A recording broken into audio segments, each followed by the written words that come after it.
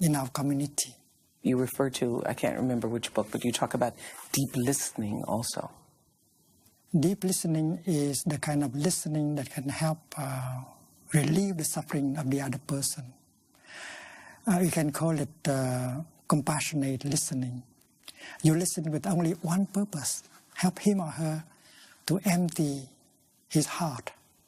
And if you remember that you are helping him or her to suffer less, and then even if he say things full of wrong perceptions, full of bitterness, you are still capable to continue to listen with compassion.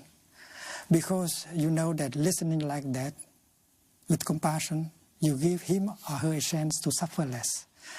If you want to help him or her to correct his perception, and then you wait for another time, but for the time being, you just listen with compassion and help him or her to suffer less.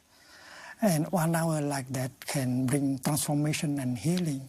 So I love this idea of deep listening, because oftentimes when someone comes to you and they want to really vent, they want to purge whatever is going on inside them, people start talking and giving advice. So if you allow the person just to let whatever those feelings are to come out, and then at another time come back to them with your advice or your comments, you would experience a deeper healing. That's what you're saying. Yes. The fear, the anger, and the despair is born on the ground of wrong perception. And we have wrong perceptions concerning ourselves and the other person.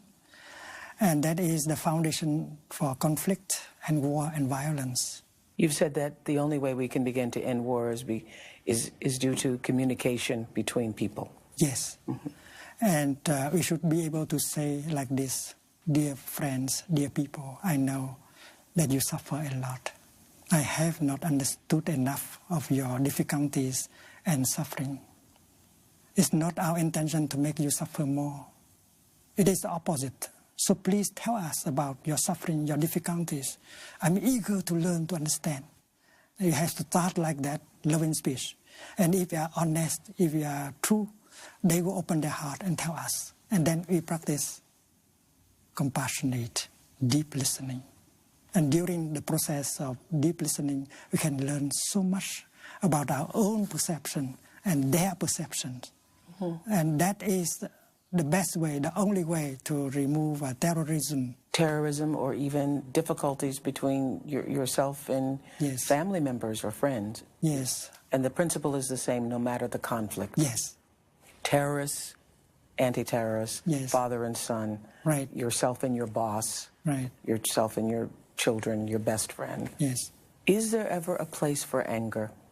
Anger is the energy which people use in order to act.